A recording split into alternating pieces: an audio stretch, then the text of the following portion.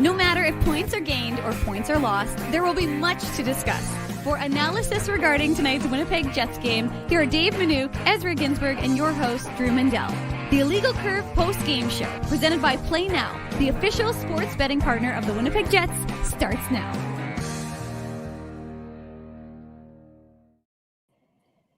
Like all good things, Ezzy, all good things must eventually come to an end. And the Jets, except for Illegal Curve, which somehow, I don't know if that's a good thing, but it's never come to an end since 2007 when we began this little endeavor. But the Jets' undefeated streak at 8-0-0 has now come crashing down at the hands of the Toronto Maple Leafs, which I'm sure brings a lot of joy to. Well, there are a lot of folks in the building, the first sellout of the season, plenty of Leaf fans for the game at the game tonight, Ezzy. But the Jets, the theme of tonight's game, 5-on-5. The line blender was out, but special teams continue to work. 6-on-5 play continues to work. But the problem for this Jets club is the 5-on-5. They're just not getting it done. They fall 6-4. We saw 2 hat tricks. John Tavares, Kyle Connor get their hat tricks. Kyle Connor with a 4-point night, but it just wasn't enough. The Jets climbed back into the game a couple of different times, and some, poor play leads to a lack of joy in Joyville, as former Jets coach, I was going to say 1.0, but really it's 2.0 first coach Claude Noel used to say. Yeah, did Kyle Connor get a hat trick though? I'm looking at NHL.com and it looks like they've given Gabe Vilardi the goal. So okay, it does make sense because Gabe Vilardi thought it kind of looked the way the reaction was that Vilardi thought he tipped it and Kyle Connor pointed to him and Gabe Vilardi led the line. So I suspected that he may have gotten it, but either way, so it's a 2-goal, 2-assist night for Kyle Connor. That was one of the best games I've ever seen Kyle Connor play. And it was in a losing manner, obviously. But what's worse, Dave, the Jets' unbeaten streak coming to an end, or the fact that Kyle Connor's hat trick is stolen from him, and the fact that John Tavares' hat trick had more hats on the ice. I mean, every time the Leafs are in town, we talk about this, but obviously half the building was Leafs fans, or close to half the building was Leafs fans for that matter, right? But yeah, you mentioned, 5-on-5 wasn't very good. I mean, the Nylander, Tavares, Pacioretty line absolutely feasted on Samberg and Pionk. Samberg and Pionk were on the ice for all 5 goals against. Obviously, we've been talking a lot about that pair and how well they've been playing together because it's a relatively new pair. They played a little bit together last year, but obviously it was mainly Dylan and Pionk, of course. But that pair struggled tonight. There were turnovers. The Jets, obviously, Logan Stanley, he took a couple penalties in the first period. Wasn't a very good night for that pair, I didn't think. No. But generally speaking, the Jets couldn't handle the pressure. I mean, there was a lot of pressure coming from the Leafs, and obviously, they know the best way to counterattack, a quick puck moving Jets team is to get all over them. And it started, early in the first period, and it continued. And if you're a Leafs fan, you're happy with that win. Mm-hmm. But I mean, you should be able to lock down a 5-2 lead in the third period a little bit more easy than that. The Jets made a game out of it. And obviously the Leafs kept taking penalties and the Jets kept scoring on the power play. And so, look, the Jets are going to take what they're given. And, Kyle Connor had the hot hand, even though he didn't end up getting the hat trick. As you mentioned, Dave, he had 4 points. So, yeah. Look, it was an exciting game, 10 goals. I mean, that's, you can't ask for many more goals than that, unless you're talking about, the Edmonton Oilers where the Jets scored 6. But, I think that game was really over, after Nylander's goal, the goal that made it 4-0. I mean, it's tough to come back down 4 goals. And even though the Jets have done this, and we've talked about this, quite a bit early on in the season, the Jets prior to this game, they'd given up the first goal 6 out of 8 games, right? Mm-hmm. So they can come back down a goal or even down a couple goals. But I mean, look, Stolarz was actually pretty good considering that he gave up 4 goals. And I didn't think Hellebuck was that bad. Remember that save he made on Max Domi in the third period? I mean, that was when the score was 5-3. So that allowed the Jets to come within a goal. But, I didn't think a lot of these goals were Hellebuck's fault. It was more so just poor defensive play. And we'll get into the nitty-gritty details in the Play Now game recap. But it just wasn't the sharpest game. Like even in that third period, didn't result in a goal. But I referenced the Domi. But Samberg takes a spill coughs up the puck, and then Domi goes in for a chance. So it was just one of those nights where I don't know what it was. And you're right, Dave, all good things do come to an end, except a legal curve. But I think that, you have to be pretty happy if you're the Jets. Look, you only played one good period. They really only came alive in the third period. Yeah. The first couple periods, they just weren't good enough. So yeah, you like the fact that, you scored some power play goals, but yeah, they have to be better at 5-on-5. I just think they struggled a lot with the speed and the forechecking pressure of the Leafs. Well, it was clear the Leafs had a game plan, right? And we've seen a number of comments from the chat. And welcome to everyone who's joining us for our second Illegal Curve broadcast of the day. Of course, we had our first of the year Illegal Curve pregame show, which was a special edition of the Illegal Curve hockey show, which we did to set up the game tonight. Drew and I did that at City Place, Ezzy, and that was a lot of fun. Met some folks down there, and we had a great time chatting for about an hour on that broadcast. But I couldn't join you boys, but I was watching. I watched most of it. You guys did an awesome job, and we're excited to do 5 more shows. I think we're doing there. At least 5 more shows that we've got. We're up on the big board. It's kind of nice every 5 time. Plus the playoffs. Yeah, 5 plus, hopefully plus the playoffs. So we're waiting to hear from Scott Arniel what his words are from the Matt Frost Media Center. We'll have that courtesy of Colby Spence. I will say Colby had a feast today because, well, Jets fans may not have liked it. We get a lot of the home jersey shots, of course, from Colby, but very infrequently, as do we get for the Illegal Curve archives away jerseys, because Colby doesn't go away for us very often. He goes to Calgary sometimes to shoot the games there. But today, of course, a little bit of a wrinkle in that the Jets were wearing their the home white, the road whites, because the Leafs had requested to wear their black jerseys. Why they requested that, I do not know, but we've seen that before. I remember 2015, I think, when the Ducks late in the season wore their orange jerseys, and there's been other instances as well. So it's not the first time it's ever happened. Maybe we'll start with, again, I guess the question I have for you is what did you think about the game on Prime? Any thoughts with respect to that? Did you enjoy the broadcast? I know there's a lot of frustration out there, and maybe some folks in the chat can mention whether they were able to get on no problem, or whether they had any issues with the broadcast.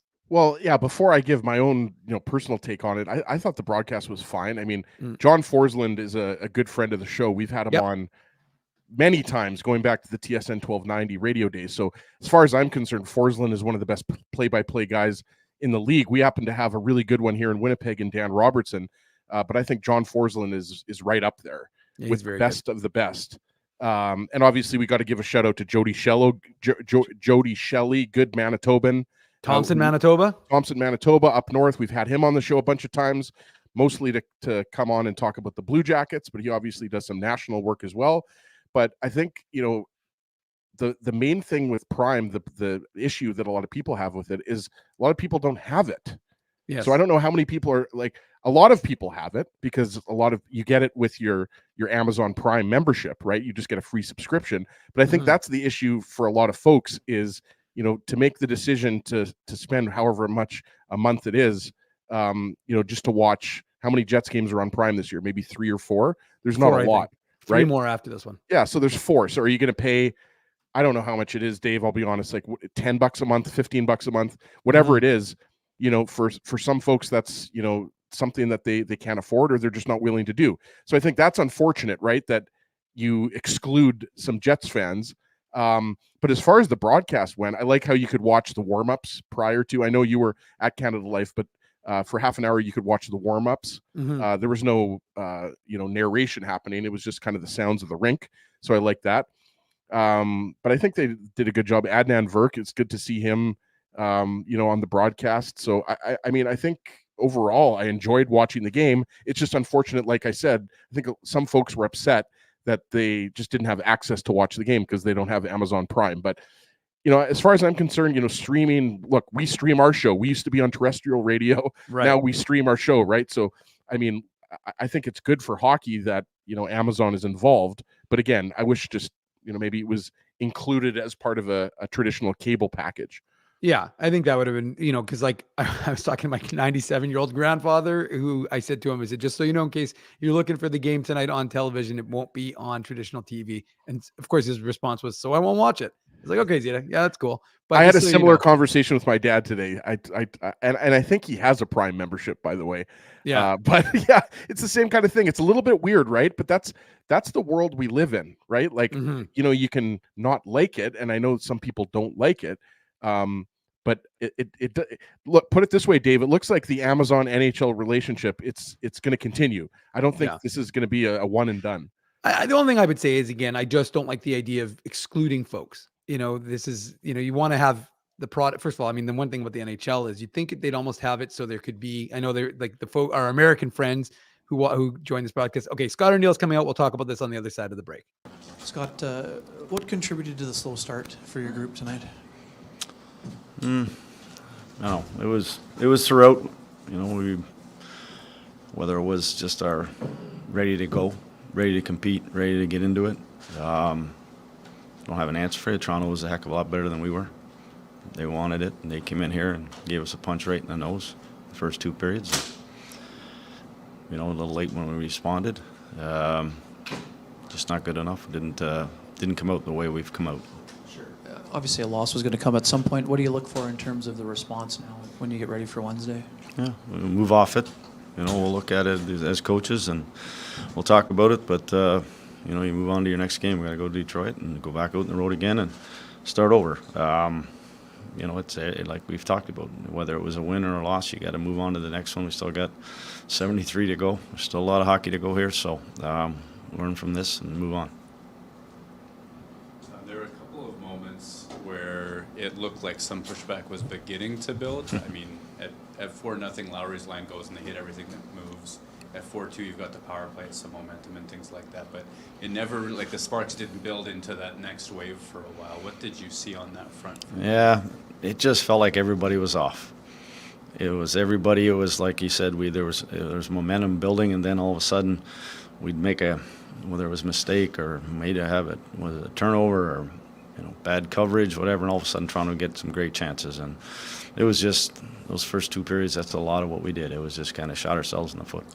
You referenced getting sort of punched in the nose there. What was the message and tone like in the second intermission? Well, I just told them we had 20 minutes to go, third period to go. We had two scoring chances, 5-on-5. That's what we ended up with, 2 scoring chances. So just wanted us to go out, have a third period where we go out and work, go out and go after them, change the lines up because I had to try something. And at the end of the day, we spent some more time in their end of the rink. All our goals came off of specialty team situations, 6-on-5 or whatever. So we didn't get inside enough. That was probably the biggest answer. The 4 minutes and change, I think, goalie pull, is that kind of the idea? Like you don't mind an early pull this year? No, I don't. I mean, when you're down 2, it's different when you're down 1. You're down 2, you can't waste the clock. So as soon as you get an offensive situation, then we'll go after it. The Scheifele, Velarde, and Connor line was on the ice for 2 goals against at 5-on-5. It's now around, I think, 8 or 9 to 2. What do you need to see from them to start to win those minutes? I'm not going to start explaining what line does what against the opposition because I can go back to the 8 games before, and I still think there's a lot of good hockey that's been played by those 3 guys. So there wasn't anybody that was good tonight for 2 periods. Toronto came out and took the game from us. They came in here and they played a lot harder and won a lot more battles than we did. Thank you. Thank you. There he goes. Jets head coach. Not very happy. Not a lot of joy in his joyland as Jets head coach Scott Arniel. 2 5-on-5 chances. I think he said through 40 minutes of play. That's not going to cut it. Well, the Jets didn't have a single high danger chance at 5-on-5 in the first period. Oh yeah, it was. Well, I mean, how many shots did they have in total? I think they had, and I'm not joking when I say this. 6. I'm pretty sure. Yeah, and I'm pretty sure 2 of them were from a long range. So yeah, no surprise there that the Jets were not. They weren't good. Toronto came in, dictated the pace of play, and I'm not going to blame it all on Logan Stanley. I mean, it was definitely a boneheaded closing his hand on the puck in the first period. Like, I mean, maybe he thought he was in the neutral zone. I don't know what he was thinking, but regardless, like it just seemed like that was kind of a beginning of the kind of the Jets just not having it. They just weren't in They weren't good. They really weren't. Again, like I said, like you can't play only special teams games and expect to win. Sometimes you can, but really you shouldn't be expecting that. Your 5-on-5 has to be better. Stanley took a bad penalty, but they killed it off, right? So like, well, the PK was good. Yeah, but it's like, what I'm saying is that it wasn't like, the Stanley penalties were ill-advised, but that's not why they lost the game. They lost the game because the Maple Leafs, like when you say dictate the pace of play, you throw that out a lot, but really in this game, the Jets didn't have the puck really in the first period. Right. Simply put. And the Leafs were all over them, led by obviously the Tavares line. And, we're not going to get into, his new business venture with the magic amulets or anything like that. But he was excellent tonight, obviously. Captain Obvious speaking here with this hat trick. But, I mean, you had William Nylander, who was turning pucks over. Matthew Nyes is a very talented player. He's obviously on the top line with Austin Matthews. But, I mean, I just thought that the Leafs came in, as you said, Dave, with a game plan where they wanted to make sure that they weren't letting the Jets do what they do best, which is control the play, get the puck up quickly, get it into the kind of low areas before they get it back up high, and Connor and Scheifele and Velarde do their thing. And I thought Velarde was really good tonight. He's been criticized quite a bit for his lack of goal scoring through 9 games, but at the end of the day, the Leafs came in here. Just to provide some context, the Leafs and every other team in their division seems to be 500 right now. Yeah. The Leafs had lost 3 games in a row, and that was a very unfortunate loss to the Bruins on Saturday night. So you knew the Leafs were coming in here a very motivated and angry bunch, right, Dave? So I mean, I think you got to give them credit here, and I think oftentimes, especially in the early parts of the season, we'll look at records and say, well, the Jets are 8-0 and the Leafs are 4-4-1. Let's not forget that a lot of people were picking the Leafs to win the division this year. Not necessarily win the Stanley Cup, but a lot of people thought, the Bruins would take a step back. The Leafs were already a top 2 team. I think they finished second in the Atlantic last year, second or third. That's usually where they are. But so like you have to kind of put the records aside sometimes, right? Like it's easy to look at the Jets record and say, oh, well, they're just going to steamroll the Leafs. Well, we obviously saw what happened. The Leafs got an early goal, they got another one, and then they just built on that in the second period. And it's unfortunate that, the Jets weren't able to eventually tie it up because they got close. But, we talked about it so many times. A 2-goal lead is very different than a 2-goal deficit is very different than a 3-goal deficit. So they just ran out of time. I was a little bit surprised that Hellebuck wasn't pulled. Like earlier, he was pulled obviously on the Gabe Velarde goal. We thought it was the Kyle Connor goal, but then they didn't pull him till what was it? A minute left, 55 seconds left. They just couldn't get any possession. But I thought that was a little bit curious why they didn't just pull him even without possession. But I don't think really that's the reason why the Jets lost tonight. They lost tonight because the Leafs absolutely took it to them, and the Tavares line just completely dominated the pair of Sandberg and Pionk. Yeah, there's no question about that. I think that's another good point, is that the defensive groupings were not, and we saw, like, we'll get into it when we start the Betway game recap. The play now game recap. And that's one of the things that we're going to focus on, of course, in the third period was the line. We saw it in the second period, the line blender, and then of course in the third period as well. And that's one of those things that, was it too little, too late? Well, we'll see what kind of continuation that has. Jets are scheduled to practice tomorrow, and then they'll be back in business when they head to Michigan. So we'll see if they make any radical changes to the lines. I can almost guarantee you that will not happen. You think that the no substantive change? Which one of those lines is gonna be a line for the next game? None of those. I mean, that he's just making those line changes to get something going. Right. Yeah. But what you're saying is there will be no. But do you think that what's a radical line change? Like, is that Ehlers on the top line? I mean, I'm just saying, like, I don't think that you should read into anything outside of this game. I guess that would be my opinion. Okay. Well, I mean, and that's obviously very. I mean, is Kupari going to center the second line? It's fair point by you. I mean, probably not, but yeah, I know. I mean, it's like I said. Let's get into it. We'll get the play now game recap going, and then we'll get into this. Ezzy, there's a lot of goals, so we got to bank some time here for that. The play now game recap. Learn to bet with Play Now, Ezzy, the official betting partner of the Winnipeg Jets. Sign up and get up to $250 in bonus bets. Conditions apply. 18 plus. Enjoy responsibly. Well, as I indicated, as the game started with a PK, and one of the things, the Toronto Maple Leafs, as I was surprised when I was doing the game preview, I was shocked that the Leafs power play is so abysmal. 29th in the NHL. Sure, it's early in the season, but with the amount of talent they have, I was anticipating that they'd have a bit better of a power play, a bit more of an effective power play, and yet ranked 29th in the NHL. And the Jets, who, when we were talking about this a few days ago, had the 15th ranked PK. Now it's jumped up to the 6th ranked PK. And again, with two more kills today, will be even higher. But anyways. Yeah, I think that, you're right to say that, it's surprising that the Leafs have one of the bottom power plays. I thought the same thing about the Pittsburgh Penguins last year. They had, I think, the 29th ranked power play, and with Carlson and Malkin and Crosby and Letang and Raquel, and the list goes on and on. You're kind of just, based on skill alone, you're kind of wondering to yourself, how are they that bad? Same thing goes with the Leafs, right?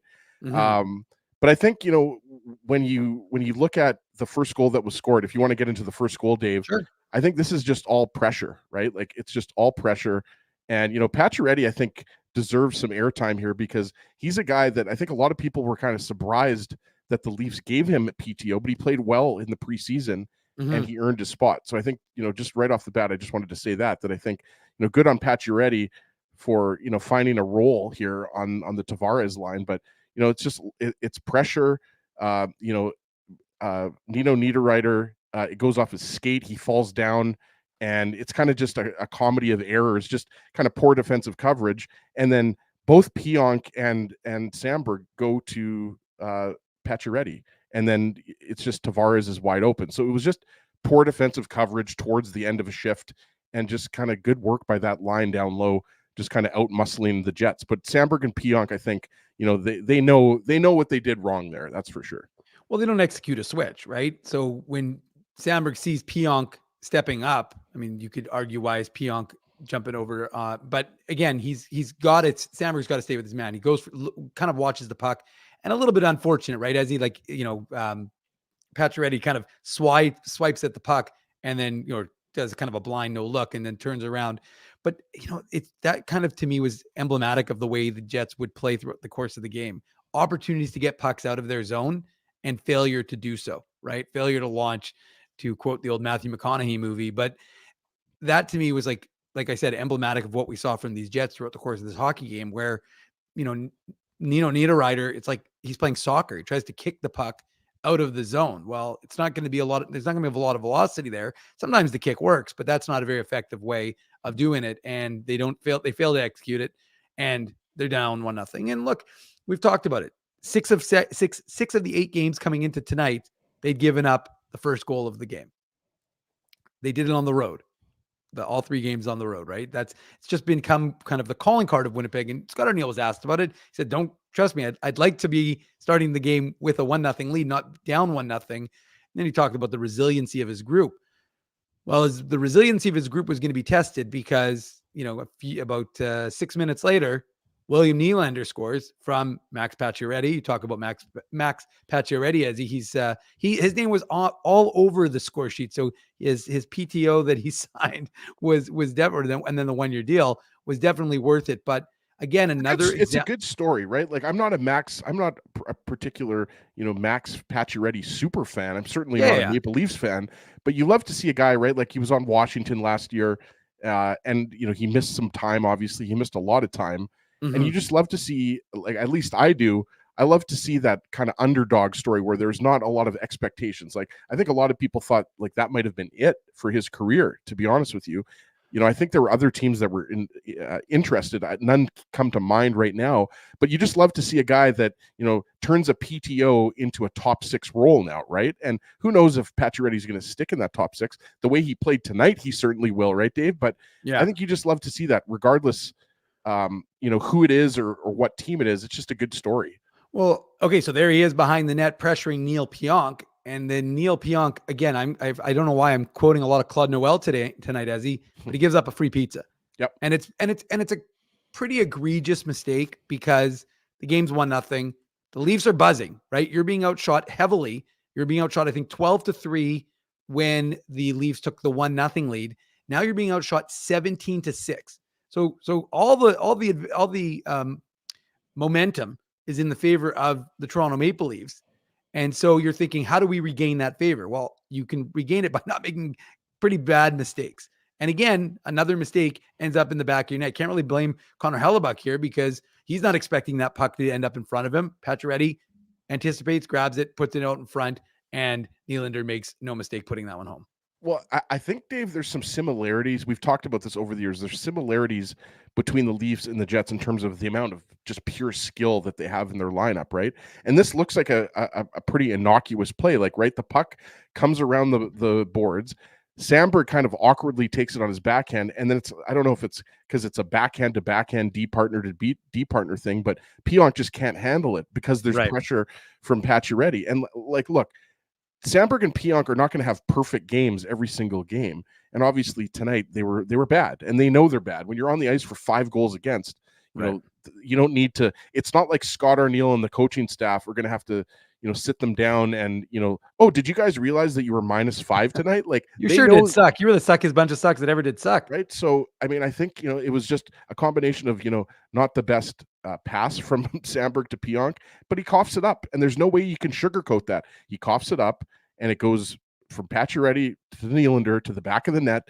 And, the Leafs were all over. And you mentioned the shot differential. Like, yeah, the Leafs were all over them. Matthew Nyes had a really good scoring chance in that period as well that I took a note of.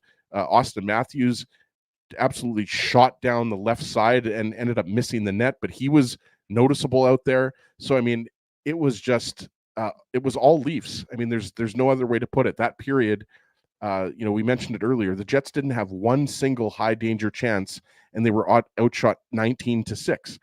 So they were lucky to only be down 2-0, to be honest with you. Well, that is how that first period would end, as 2-0. We welcome everyone here to the Illegal Curve post-game show brought to you by our friends at Play Now. But the Jets, you'd think, okay, 2-0. This is a team that has 8 wins in a row. They can't win them all, but you're outshot heavily in that first period. And what is the bounce back? 19-6 as was the final shot total. They killed the 2 penalties, so that is the one positive. Both penalties to Logan Stanley. So that's the one kind of positive that you can draw from that first period, but that's about it. So you think to yourself, okay, well, the Jets are going to, hit the smelling salts, get ready, come out ready to go in that second period, ready to fly for the middle frame. But it's Matthew Nyes who is the one who is flying. He gets his 5th goal of the season. Pretty impressive numbers from that young man.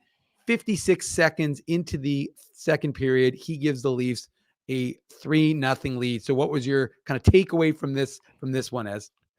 Well, in addition to the fact you said 56 seconds, if I'm not mistaken, Nyes was taken 57th overall because he was a second-round pick. The year the Jets took Chaz Lucius, 18th overall. Nyes went to Toronto in the second round. I think it was 57th overall. I was just looking at that earlier on Hockey DB. I'd have to confirm it. But, again, it's not really like a play that should have been that bad, but like it's kind of Hellebuck was a little bit. Yeah, it was 57th, right? Yeah, I knew it was 56th or 57th. I mean, what a great draft pick. That's a steal in the second round for the Leafs, the University of Minnesota standout, right? Yeah, I mean, like it just seemed like to me like this was Hellebuck kind of being a little bit unsure in the back of the net, behind the net, and we've seen that before. But then it's almost like that kind of rubbed off on Dylan Sandberg, Dave. You know what I mean? Like he wasn't really sure if Hellebuck. To me, it looked like Hellebuck was considering shooting it, as opposed just to trying to get it over to Sandberg. And I think that little bit of maybe, indecision by Hellebuck affected Sandberg. But again, it's a turnover. Right. And, it happened on the second goal, and it happens here where, pressure by the Maple Leafs, by Matthew Nyes in particular, just kind of throws the Jets off. And after Nyes puts that pressure on Sandberg, he gets it to Marner in the slot, and then now, Sandberg is chasing Nyes. He's chasing Matthews, and then, Pionk just doesn't get to Nyes quick enough. But it all happens because of that play behind the net. with Hellebuck and Sandberg, and the Leafs just pouncing on it. And that's the thing with the Leafs. That's what they do. They can score off of transition, but they have a lot of skilled players that, if you're going to be sloppy around your own net with the puck, they're going to pounce on it. And that's what they did. And 3-0, and then now all of a sudden, they're starting to run away with it. Well, there's no excuse, right? Now you're being outshot 20-6 by the Leafs. But again, it's that idea as that you were expecting to come out, and at least push back a little bit. Again, you don't have to score, in the first minute, even though the Leafs were able to.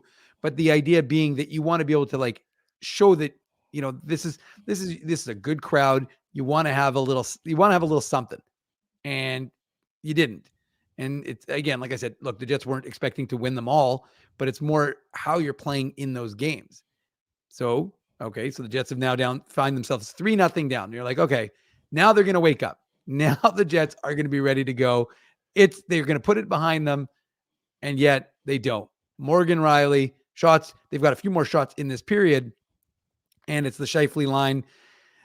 Connor Hellebuck, doesn't really know where the puck is at this point, but the Leafs just are attacking. They can almost like they're sensing the Jets, weakness, and kind of a no-look pass by William Nylander to Morgan Rielly, and Rielly just kind of walks down and picks his spot, and suddenly it's 4-0. You're being outshot 24-8. The crowd is not happy. What are you seeing here in terms of the breakdowns from the Jets?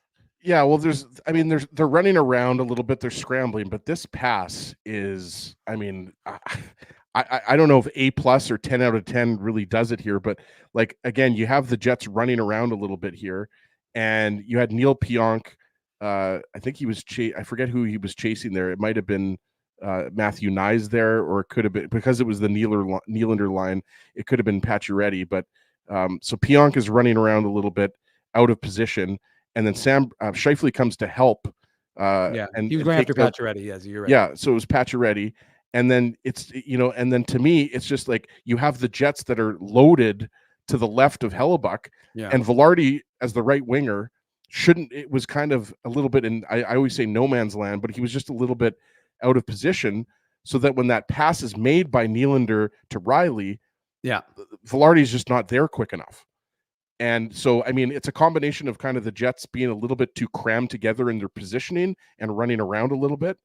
And then just a world-class backhand pass, no-look backhand pass by William Nylander to Morgan Rielly. And as you mentioned, that goal was scored, 3 minutes after the third goal, or 2.5 minutes, whatever it was. And we've seen the Jets obviously do that many times over the years, the old Dennis Bayak bang, bang. But at 4-0, that's when we always say, that's when a game starts to really get out of reach. And obviously, the Jets clawed back and made it 4-2. But that's what I would kind of say on that goal, Dave, as opposed to, the second and third Leafs goals, which were just egregious turnovers. This is one, I think, where, the Jets their positioning wasn't tight enough in their defensive zone. And yeah, it's easy to say that, but, I think Morgan Rielly was you can't leave him that wide open. Yeah, I agree. I totally agree with what you said, Ed. The reality is that Gabe Velarde needs to not. I understand what he's trying to do, trying to overload the side to bring some support, but that leaves Morgan Rielly wide open, and he gets. And you're right, it's a fantastic pass by Nylander, but it allows him to walk in on Hellebuck and like we said, pick his spot. So how would the Jets respond? Well, no surprise, as they respond on the power play. We've talked about it, and a really interesting, and I we talked about it today on the pregame show, and we're Kelly Moore brought it up. He just talked about how prior to tonight's game, I should say, the Jets were even splits, and it's interesting how they were 4-0 at home, 4-0 away, 4-0 on the road. I don't know if this counts as a away loss or a home loss, considering they were wearing their away jerseys at home, but you can figure that out as. But they're 4-0. Their goal differentials was 18 goals for on the road, 18 goals for at home, 8 on the road against, 8 on the home against. But also interestingly, the goals for and assists for evenly split between PP1 and PP2.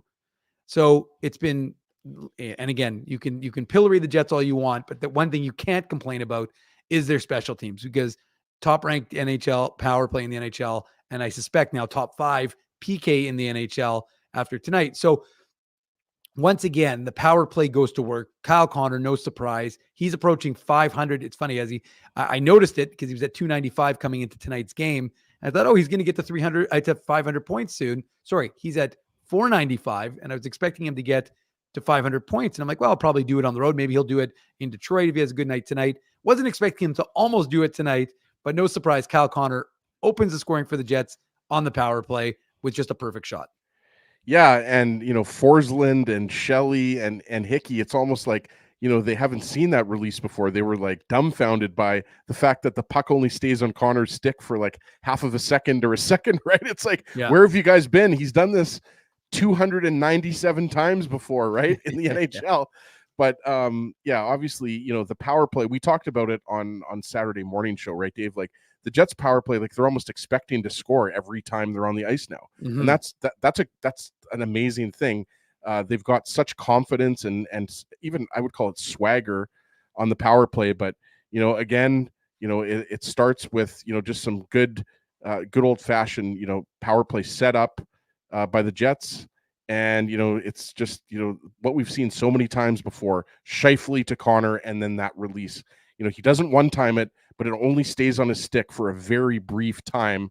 And it's a beautiful shot. And the thing that we've said so many times is like, whether you're Anthony Stolarz or you're Igor Shesterkin, it doesn't matter. You just don't have time to set up. When the pass comes that quickly and then Connor gets it off of his stick that quickly, it's almost unstoppable. And, I think it goes off of, I forget if it went off of Stolar's upper shoulder or his helmet, but it was just a fantastic shot. He just didn't you can't stop that. You just can't.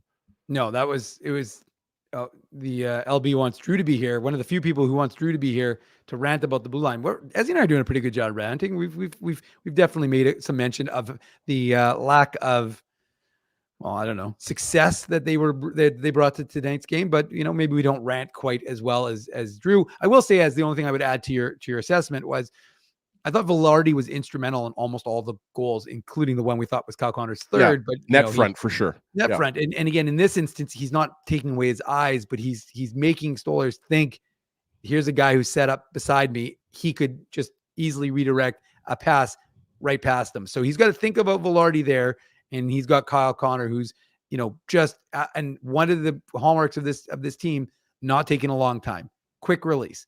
Kyle Connor fires it on net. Jets have a goal on the board. There's joy in Joyland. And are they going to be able to keep that rolling? They get a second power play opportunity. They don't score on that one, but I thought the power play looked good. I thought they created some more good movement. Kyle Connor actually could have scored at least once on that power play. So there were a couple more instances. And again, the Leafs kind of asking for trouble. I'm not saying that they were playing casual, but the fact of the matter is that you have to know how good, and the Leafs PK, I believe, coming into tonight's game was 9th overall in the NHL. So their PK has been good, but you just have to know that you can't give the Jets that. You can't afford to give them that opportunity. And they do. And suddenly it's a 4-2 game because Kyle Connor, once again, courtesy of an assist from Josh Morrissey and Gabe Velarde, makes it a 4-2 game. And again, as he just, how many times could we talk about Kyle Connor's release?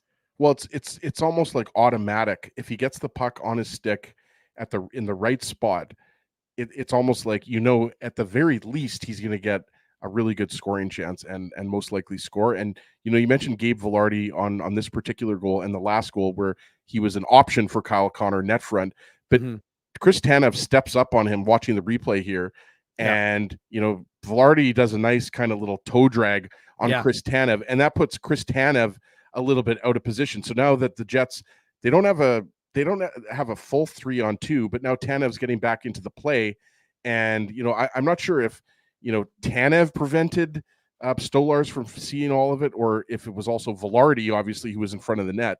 And in addition to being a good shot, but there was a lot of traffic there with Tanev and Velarde both in front of Stolarz, who's, 6'5", 6'6", but you've got two really big boys and Chris Tanev and Gabe Velarde in front of him. So that combined with the beautiful release from Kyle Connor resulted in a goal that now has the Jets officially back in the game. But that's what I really liked on this particular play is just, you go hard to the net and you get that puck again off quickly. Let's not, worry about setting the play up and finding this beautiful shot. Just bingo, bango, bongo, Morrissey to Connor, get some traffic in front of the net, back in the net. Sorry, I just had to do some damage control. Guys, let's keep those comments civil. This is a hockey game. Let's not lose our minds. This is not a forum for anything other than a focus on hockey. So let's try and keep it on that. We don't need to bring any other crap to this show. And if you do, this is a safe space for Jets fans and Leafs fans. Let's keep it classy, folks. Yeah. So, although I hope I got rid of the right person, but I'm not sure. But anyways, I hope I didn't ban somebody else. But I think I don't know how long the ban is for. But regardless, you just can't be making stupid comments. There's no need for crap. I'm the person who makes the stupid comments. There you go. Anyways, let's get back in control here because sorry, I got a little sidetracked because I saw, guys, remember it's a little more difficult when just Ezzy and I, that's the beauty of the three-headed monster when we're doing this show is that, I am able to monitor comments a little bit more as is. Drew's doing some other stuff, but I saw folks reacting. So I wanted to make sure I got to it before it kind of got out of control. But anyways, point is, let's just move on and everyone have a good time. Smash that like button though. I mean, we appreciate you joining us. I know folks are mad. They're mad about the prime. They're mad about the Jets loss. They're mad about 5-on-5 play. They're mad about the defense. Need to step back for a second here. The Jets are still 8-1. Let's not lose focus of that. Like I was sending you messages in the private chat while we were playing Arniel's presser, and Arniel looked like he lost his dog. Like it's just one game. Now I feel terrible. I'm pretty sure I inadvertently got rid of the wrong person, so I'm gonna have to figure out how to go in because I just realized I saw the person who was making the comments was still chatting. I was like, nah. So I had to ban the second person, unfortunately. But now I got to figure out how to get LB back because I apologize to LB trying to get all these things happen. I apologize for that. Okay. Anyways, let's get back into this. So the Jets now is down 4-2, and you're thinking, cue the comeback. The Jets, the special teams get it done. They've got, quite a bit of hockey left because Kyle Connor scored that goal at the 11:25 mark of the second period. But then the Leafs add to their lead a second goal for John Tavares. And with just a few minutes, about 2 minutes and 7 seconds left in the second period, John Tavares gets his fourth from Oliver Ekman-Larsson and William Nylander. As would you see on this one?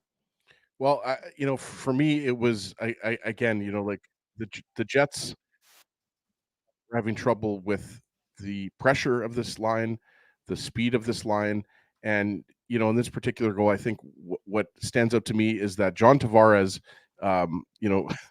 it's kind of like you forget, with Matthews and Nylander and Marner, you forget, that he's an elite scorer as well. But I mean, I just think that it's. It's just too much. It's too much pressure from that line, and that just resulted. I'll be honest here. I forget that goal. I'm trying to pull it up here. That's okay. That's the one where Oliver Ekman-Larsson took the shot. Pacioretty tipped it. Connor Hellebuyck thought it went left. He looked right. Then the puck came right out to Tavares, and then you had. Here I've got it up here. Yeah, so I mean, it was a wide shot by Ekman-Larsson, like you said, Dave, and Hellebuyck was kind of just turned around, and it's just a fortuitous bounce. I think you can't really get too. Yeah, I think that's really just what it was. It was just kind of Johnny on the spot, and that's just a veteran being in the right place at the right time. Yeah, but the biggest problem for me is Dylan Sandberg and Neil Pionk vacating the front of the net. Max Pacioretty, his office was in front of Connor Hellebuyck. He was set up with nobody preventing him from being there. I mean, I don't know if he was paying rent or if he was living there rent-free, but he was right in front of that net and he had nobody really kind of offsetting that. And that's a problem because he was able to do that. So it's Sandberg and Pionk way too far, just leaving, you can't have both guys abandoning ship in that regard. So that to me is a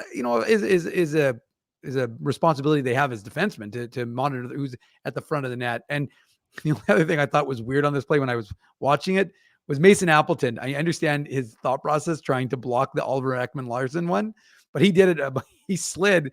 He was maybe 4 feet short of where Ekman Larson actually ended up firing from. So it looked like a fairly ineffective play. So now it's a 3-goal lead again for the Leafs heading into the third period. And you're wondering, okay, what's going to happen here next? What are the Jets going to do to try and, regain a measure of, are you going to just try and build some momentum for the next day? Are you going to, what are you going to do? And so here we go, as I'm just going to get into it. The third period lines were Ehlers, Scheifele, Velarde, Niederreiter, Nemesnikov, Appleton, Connor, Lowry, Perfetti, Iafallo, Kupari, Barron, and then Morrissey was with Pionk, Stanley was with DeMello, and Sandberg was with Miller. So before we kind of get into the actual things that happened in that game, did you like the way it was kind of reconfigured?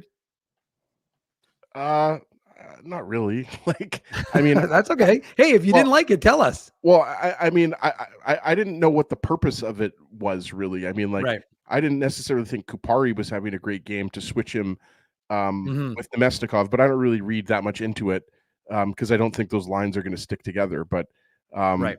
We talked about it earlier. You like to see the comeback, like you mentioned. Third period, are you just trying to get the good feelings back so you can take something positive into the next game? But that's not what happened here. Like, the Jets were very much in this game.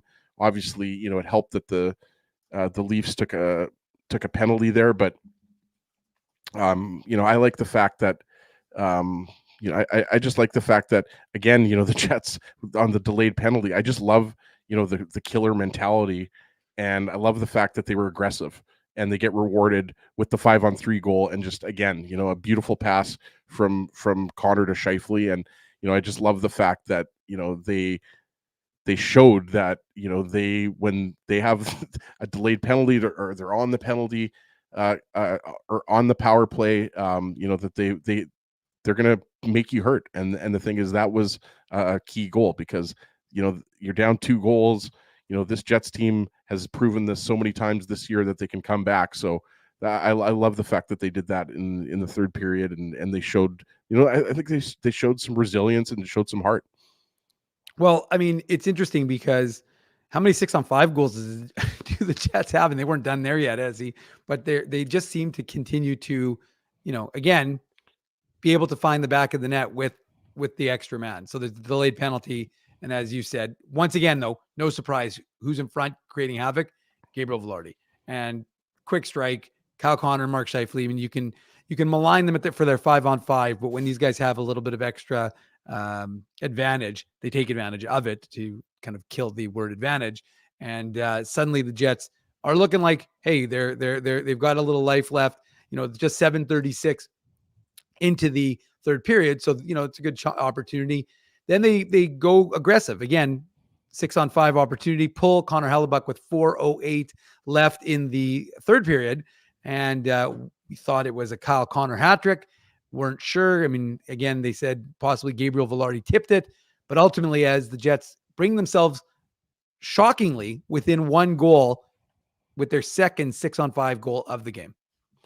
Yeah, and again, like, it's impressive what the Jets were able to do considering how badly they were outplayed for the first 2 periods. But they were showing no quit in them, and that's what I like to see. And it's a beautiful pass by Nick Ehlers to Kyle Connor in the slot. And yes, I agree with you what you said earlier, Dave. We kind of get tired of constantly saying how good these guys are at finding each other. But whether it's Scheifele, whether it's Connor, Morrissey, Ehlers, I mean, these guys, because they've played together for so long, they know where to go. They know where to put the puck. And I think, you've talked about this a lot before. Ehlers deserves credit. I think he doesn't get enough credit for how good of a playmaker he is, even though usually his goals and assists are very, very similar to Kyle Connor, right? So, I just love how aggressive they were. I love the pass by Ehlers. And, just looking at this from a macro level, I think you like that even though they lost for the first time this season, they didn't show any quit. And they could have easily done that when they were down 3 goals, and they didn't. So, they ultimately didn't end up tying the game up. But you love the fact, I think that bodes well going into the next game against Detroit, in terms of, you're not happy with the way you played through the first 40 minutes, but you can at least have that third period where you can say, okay, we played well. In fact, we outplayed the Leafs. We made it a 1-goal game. And even though we lost, we were, one shot away from tying it up. So that's kind of what I took away from that third period and that, that goal by Ehlers. Pardon me, by Connor. Yeah, or Velarde. Oh, Velarde. Sure. I forgot that they gave it to Velarde, and he was net front, and he was creating havoc in front of the net. But I mean, it was Connor's goal. Let's put it that way. Yeah, no, I mean, he did the work, and look, at the end of the day, the fact is that it's a 4-point night for Kyle Connor, regardless of whether he scored 3 goals, 1 assist, 2 goals, 2 assists. He's at 499 points. And you can say whatever you want about Kyle Connor, who I thought was one of the only Jets maybe going a little bit tonight, obviously. But I think what it comes down to is that, this is, you're right. If you want to try and find some solace, it's at least the Jets didn't quit. They tried to fight back in it. It also shows you can't not play a full game. But, the Jets, who outshoot the Leafs 8-4 in the third, which isn't, a ton or anything like that. And then with about a minute and a half to go, they're trying to pull the goalie. They don't pull the goalie. They leave Connor Hellebuck in a little bit later than we were expecting, as we talked about before we got rolling here. And then sure enough, John Tavares, he wants the hat trick. He says, if Kyle Connor can get a hat trick, why not me? Although it turns out he's the only one who ends up with a hat trick, but he puts it into the empty net to give the Leafs a 6-4 lead and send some Jets fans home unhappy and send some Leafs fans home happy. Yeah, and at the end of the day, people aren't Jets fans especially aren't happy that the magical winning streak to start the season is over. But I also think that you got a couple power play goals, you erased a 3-goal deficit. You came back and made it a 1-goal deficit from a 3-goal deficit. So I think it's not the sky's not falling as far as I'm concerned. I know that Scott Arniel was pretty downtrodden, and anytime a team is outplayed like that through 40 minutes, I mean, coaches aren't that happy when they win the game, right? But I just think it's look, it goes back to what I said. The Leafs came into this game having lost 3 in a row with a 4-4-1 record, but then people forgot that this Leafs team is pretty damn good. So I think you can't take anything away from them the way they played, because they were the more desperate team. It's a cliche, but they really played like the more desperate team, especially in the first period and the second period. And all they had to do was hang on in the third period, and that's what they did. Well, our good friend Dom Zappia, who was at City Place, came and said hello to us. He says the Jets are 2-10-1 versus the Leafs in the last 13 games at home, which is not particularly good. So that's something to chew on. Now the Jets won't have to face the Leafs again in Winnipeg. They'll have to face them sometime in Toronto. I don't remember when that game is, but maybe next month. But regardless, the end of December, the Jets fall December 23rd, actually. There you go. So I guess I'm technically not right because it's still October, but I was thinking late October, potentially December. You gave us the factoids, if you will. I just remember because that's the last game before the holiday break, right? So. There you go. As he with the memories for the holidays. Anywho, Jets fall to the Leafs. First loss of the season for Winnipeg comes almost at the end of the first month of the NHL season. Jets are 8-1-0. They're not going to be practicing tomorrow. They're going to just travel straight to Detroit, and they'll be practicing on Wednesday. So no practice availability, no availability tomorrow because they will not be practicing. Wow, it's been a long day, a long night. We still got more to come, but we are going to head to commercial break. Ezzy, we want to thank everyone who's joining us. This is the second, of course, Illegal Curve broadcast that we brought to you today. Hopefully everybody's enjoying it. No, Drew, I don't want to say anything, but as so far, Drew's done all the post-game shows except for this one. The Jets lose.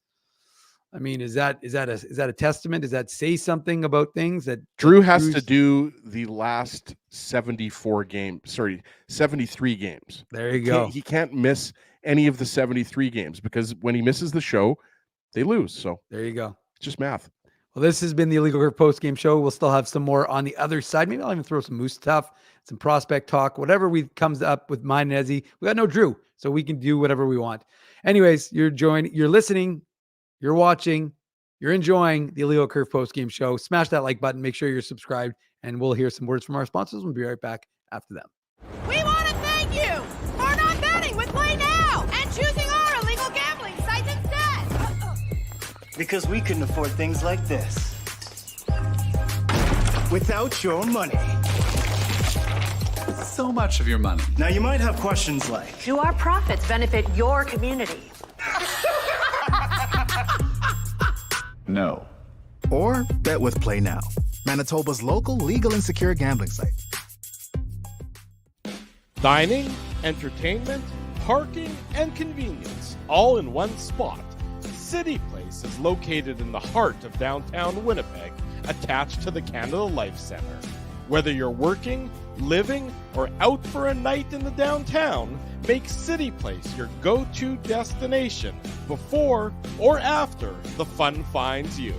Lunchtime, game time, anytime, visit City Place at 333 St. Mary Avenue, next to Canada Life Centre.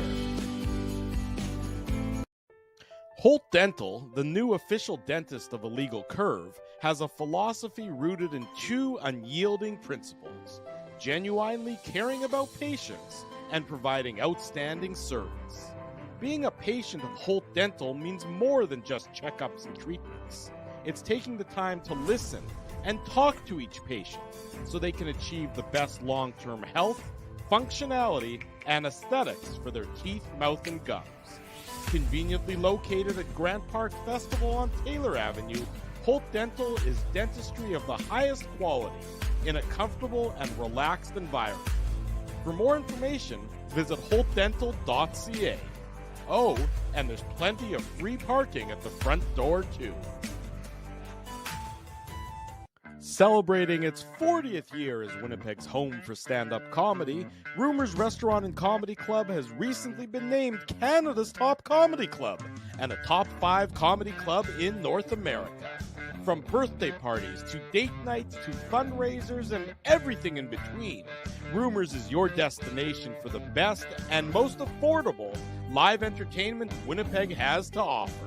For more information on upcoming shows, Rumors' incredible promotions, and to purchase tickets, visit rumorscomedyclub.com. So you're a pizza person, you married a wing person, but somehow your kids are salad people. You can't pick your fam, but you can pick your BP meal deal, starting from $18.99 for takeout or delivery at bostonpizza.com. Welcome back to the Illegal Curve postgame show. Hezzy, it's been a long day, long broadcast, but hey, we're enjoying it. We're appreciating that everybody who has joined us for both the Illegal Curve broadcast that we brought you today, the pregame show, and now this post-game show. Well, as it's just kind of any final thoughts. I mean, the Jets special teams continue to work. The man advantage 6-on-5 continues to work. 5-on-5 definitely needs to improve. That's my kind of quick takeaway. Any final thoughts from you on when it comes to the hockey game? Yeah, I mean, look, this was a bad game for the Jets. There's no way you can really sugarcoat it. Mm-hmm. Like they got worked. I think Scott Arniel actually used those words. And but I do want to be the glass half full guy and say that the Jets did make a game out of this. So I mean, easily they could have just kind of withered away and lost this game by 3 or 4 goals. Mm-hmm. But I like the fight back, and you mentioned the power play. Obviously, that has been a huge story early on for the Jets. Not just the power play, but the special teams in general. Look, Davis Payne and Dean Chenoweth, obviously these guys have had an immediate impact because the players deserve a lot of the credit too, but the coaching staff, I think, deserves a lot of the credit for the way that they have revamped both the power play and the special and the PK. So I think you're right. I mean, I think that's what stands out. The Jets get another couple power play goals, but that's what's probably going to stand out the most. In addition to the fact that the Tavares, Nylander, Pacioretty line just absolutely dominated the Jets. You like to see the fight back, the pushback from the Jets. So that's what kind of stands out to me. And look, I mean, this had to come to an end eventually, right? Like the Jets weren't going to go 82-0. So even though we were joking that it was looking like they were because they just couldn't be beat, but I think a desperate team came to Winnipeg, and they proved that they're still one of the top teams in the East. I realize a lot of people don't want to hear that, but I think by the time I mean, the Leafs are going to be a playoff team. I don't think anybody's going to argue that. But I think when all is said and done, I don't think anybody's going to be surprised that they're a top 3 team in the Atlantic. No surprise there. Early happy birthday, T. Conapoli. I was furiously trying to figure out if he Happy was birthday. Well, it's an early happy birthday. We'll wish Early him happy happy birthday birthday. on Wednesday. That's the game against the Red Wings. That's when his birthday is. But happy early birthday. I saw some chitter chatter. That's why the Jets didn't win, because they wanted to leave their loss for a non-T-Cone Pauley birthday. So what they're going to do is they're going to go into the battleground state of Michigan and they're going to beat the Red Wings. There you go. Big, bold Ginsburg guarantee. Well, what can only thing follow a big, bold Ginsburg guarantee is... Put on your antlers. It's time for the Manitoba Moose Minute on the Illegal Curve Hockey Show. Hey, there I was. Anyways, the Manitoba Moose Minute, as the Manitoba Moose were in action on Sunday, Ezzy. It was Hockey 101. Nobody knows about hockey more than you, because you, of course, work for Hockey Manitoba. So maybe before I go on about the Moose, maybe talk a little bit about the initiative that introduced hockey to so many folks. Yeah, well, we talked a little bit about it on the Saturday show, but I think it's just great to try to get as many newcomers into the game. And I know I know specifically because I helped get a little bit of a ticket deal for one group of ESL. My dad's partner teaches ESL, so they were at the game. So people from all over the world seeing hockey for the first time, but really, beyond that, it was trying to just expose the game and educate as many people as possible. So I think it was a great idea. And I'm pretty sure that this is going to be an annual event. Hockey Manitoba was there on the concourse, just educating people about what we do. Obviously, we're primarily involved in minor hockey as opposed to pro hockey, which we talk about here. But so it was nice for the Moose to invite Hockey Manitoba to be a part of it. Mm-hmm. And, just great to see the beginning of another Moose season. I know the Moose have only played 6 games now, but, nice to see the Moose back on home ice, and obviously nice to see them pick up the big win on Sunday. Yep. Our 10th season, Ezzy, of pretty much being the sole coverage, I should say, sorry. It's been a long day for AHL hockey in this city. So, Jets prospects and, of course, what's going on with the AHL team, because we care and focus on both. But the Moose got back in action, a bunch of changes to the lineup. Ben King came in for Chaz Lucius because, as I've been touching on, he's dealing with some ice time management, which the Jets are. I talked to Chaz Lucius about it after, he's been playing, and he wants to get into games. Trust me, he wants to play back to back, but they're slowly working him in. A few other changes.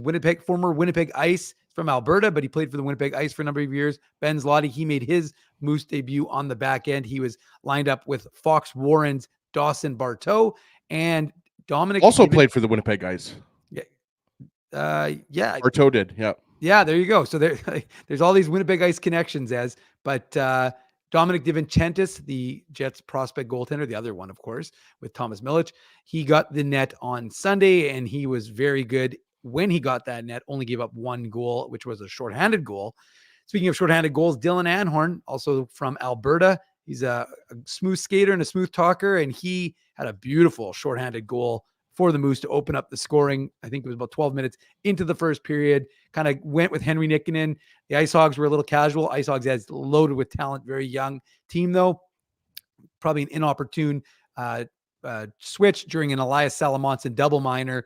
And then you just saw Anhorn recognize while he was in the neutral zone, he went for it and then put it home to make it a 1-0 game.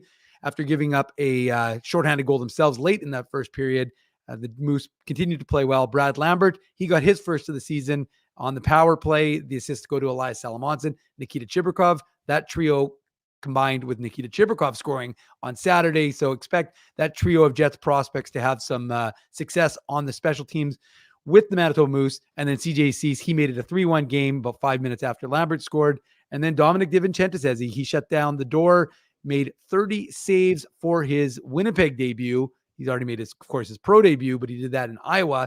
This was his Winnipeg debut, and he made 30 saves to pick up the win. So the Moose they're 3-3 now on the season, and now they're preparing for their next round of action. They're facing the red-hot Grand Rapids Griffins, who they already faced in the second weekend set, and Grand Rapids is 6-1. So the Moose are going to have a tall order on Friday and Saturday. We'll have tickets for that. We'll give those away throughout the course of the week, probably on Wednesday And then on Friday's show, because there's a little bit of a conflict there with the Jets playing, of course, in Columbus. But the Moose come out on top, 3-1. Dominic DiVincentis, like I said, Dylan Anhorn gets his first goal as a pro, and Brad Lambert gets the game winner. So good for the Moose, and they, continue to find a little bit of success. Prospects continue to develop.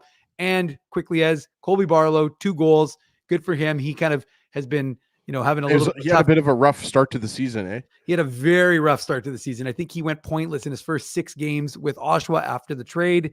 And then he did have, a shootout game-winning goal, but nothing to show up on the points, on the score sheet. But he finally had 2 goals in an Oshawa victory yesterday. So maybe he's back. He's got 5 points in his last 5 games. So Colby Barlow starting to get rolling a little bit, and that's good for the Winnipeg Jets because they need him to have a good year, similar to what Braden Yeager's doing in Moose Jaw and Kevin He is doing with Niagara. Even Kieran Walton is doing well for Sudbury. So a lot of Jets prospects having success this season, and we're keeping track of it as best we can on illegalcurve.com. All right, Az, I'll give you the final word, and then I'm going to say goodbye to everyone because it's been a long broadcast and it's time to go. You're going to get the final word that, Dave. I'm not going to get the final word, but no, thanks everybody for listening. And even though, or watching, I should say, and listening, but even though it's a loss, again, 8-1 is a pretty darn good start. So I think everybody should not lose focus of the fact that the Jets are still first in the Central, still first in the Western Conference, and I believe still first in the NHL, if I'm not mistaken, at least based on points percentage, right, Dave? Yeah. So it had the dream had to come to an end eventually, but it was still a pretty fun game. Just more fun if you were a Leafs fan. That's true, but I guess I was a little remiss, so I'm going to kind of do something a little bit late, but based on how good his shots were, I kind of have to give Kyle Connor the Seagram shot of the game. I was going to say something in the chat there, Dave, but I didn't want to, didn't want to upset you. Yeah, that's all good. So which goal are we going to give it to him? I mean, we can't give it to his third goal. Got to give it to his first one. Got to give it to his first one too. Yeah, the Kyle Connor first one was definitely the Seagram shot on of the the game. Power play. Yeah. A big thanks to our friends at Seagram's, Manitoba's favorite Canadian whiskey. And of course, we all know if you go out to Gimli, you know all about Seagram's. But this has been that shot itself. Again, Kyle Connor approaching 500 points, most likely gets it done in Detroit, in his home state. So that'll mean a lot to him. Probably have friends and family hitting that mark. No surprise, as for those of us who watch Kyle Connor at the University of Michigan, because you could see from him that his goal scoring was electric, his passing was electric. He's been even Steven throughout his career. We tend to forget that he gets almost as many assists as he has goals. They're right there, step by step. So Kyle Connor gets the Seagram's shot of the game. So and he'll be getting many more Seagram shot of the game, shots of the game for the majority of the season. What is he on pace for 75 goals right now? 72, if you want to be precise. Not quite as impressive as Josh Morrissey's, I think 90, 82 assists because he has 10. No, he's actually on pace for 92, I think, right now because he has 9 assists. He had 3. Josh Morrissey quietly had a 3 assist day. But anyways, at the end of the day, the Jets, the most important factor, the most important thing you focus on is that the Jets lost the game. That's the final conclusion. Tough one for Winnipeg. They'll be traveling straight to Detroit, so no media availability tomorrow. We'll have some Moose stuff for you, of course, but we'll be back in action on Wednesday night, right around, what do you think? I think it's a 6:30 start time again, Ezzy, so probably around same time on Wednesday night. T. Kona Pauly's birthday. I'm not going to say which birthday it is, but we're going to be there to celebrate with T. Kona Pauly. 25, right? Regardless of the outcome of the game. Anyways, thanks very much for everyone for joining us, and a big thank you to all the sponsors of Illegal Curve who make the post-game show, who make the Saturday show, and make the website illegalcurve.com a possibility. They are in no particular order. Rumors Restaurant and Comedy Club, Plant You Now, Holt Dental, Boston Pizza, City Place, Tough Duck, and Seagram's. Support these fine businesses because of their continued support of Illegal Curve Hockey. All right, everyone, that's all for Ezra Ginsburg. I'm Dave Minuk. This has been another Illegal Curve broadcast. We appreciate it. Smash that like button on the way out. Make sure you're subscribing, and of course, leave a comment in the chat or in the comments, I should say, on these videos. We try and reply to them, and of course, that helps with the algorithm, whatever that means. For Ezra, for myself, have a great night. We're all done. Time to go to bed. Good night, everyone.